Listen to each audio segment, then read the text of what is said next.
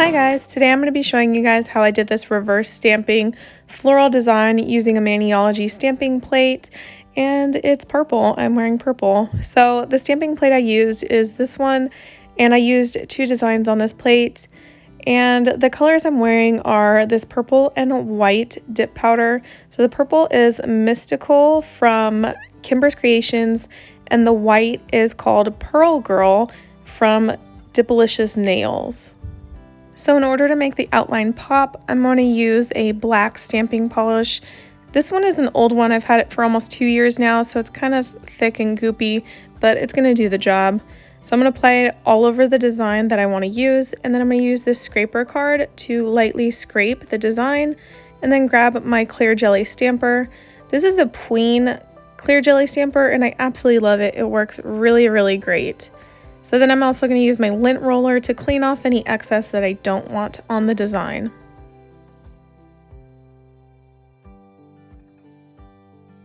So that the design can tie into the purple dip powder I'm using this purple polish from Maniology, back when they were called a Bundle Monster, and I'm using this little nail art brush to place the polish onto the clear jelly stamper. So I have a little plate over to the side that you can't see with a bunch of polish just dumped on it, and that's what I keep dabbling in with my nail art brush, and I'm just trying to get a full coverage here on this middle stripe. So I'm going to flip it over and make sure that it's completely covered. There's a couple spots that are kind of see-through, so I'm going to just cover those in, make sure to fill them so it's all opaque. The accent color I chose for the flowers is this mustard yellow stamping polish that you can't see me pull out, but I have it on the plate over there. And since the flowers are kind of in the round shape, obviously they're flowers, I'm using this dotting tool to dabble in it instead of a nail art brush, just because I don't plan on being super duper perfect, but I feel like the dotting tool will get a perfect circle like I want and cover it in 2 or 3 dabs.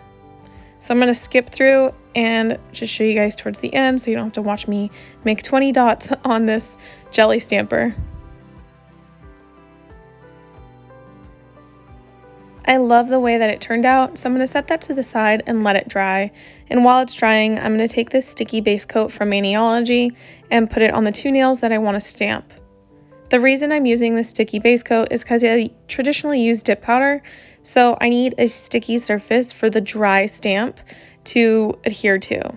So I'm going to just measure it over my nail to see what it looks like or what it's going to look like when I stamp, but I'm not going to stamp yet because I want to let the sticky base coat dry just enough. And also my stamp isn't completely dry. So when it's glossy, it's wet, and when it looks matte, that's when it's dry. So I'm trying to get it as matte as possible before I stick it on my nail. So now that I've waited 5 years and let it dry, I skipped over that for you guys. I'm going to place the stamp where I want to and just roll it onto the nail. This is why I love clear jelly stampers, because you can see exactly where you're placing the stamp. And I'm just taking a sharp nail tool and just breaking the surface of the polish so that it's not going to be touching my skin. The next design I want to do is a much smaller one. It's this one right here. So I'm going to do the same thing as last time with black stamping polish, scrape lightly, and use the jelly stamper to pick up the design, and use the lint roller to take off the excess. I'm going to use the same colors that I did last time with the purple and the mustard yellow, and I'm also going to introduce in a pine green for the leaves.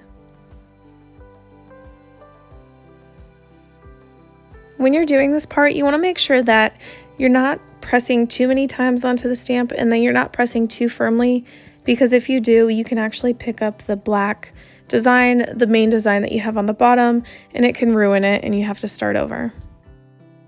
Now that that's done and drying, I'm going to apply sticky base coat to my index finger so that I can get this stamp onto my nail.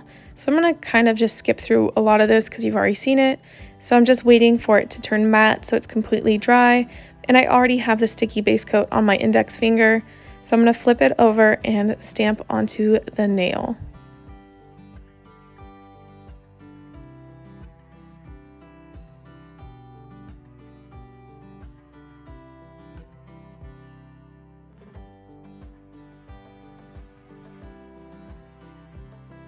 To finish off the design, take a smudge-free top coat like this one and apply it over the stamped design. If you're a stamper and you don't do dip powder like I do, you can stop after this step after it's done drying.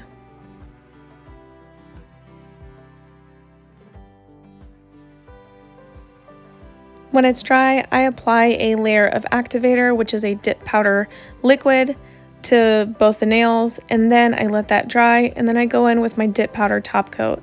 So this really locks in the design so it doesn't chip, scratch, peel, whatever, the way that it would with my smudge-free top coat. So I'm going in and applying one layer of top coat, and when that starts to wrinkle just a little bit, that's when I go in with my second layer of top coat of my dip powder liquid, and I'm done. So here's the finished manicure, and I'm gonna go clean that up real quick so you guys can see it now in a different lighting. I really hope that you liked this video. If you did, please give it a thumbs up and feel free to subscribe or check out my other videos.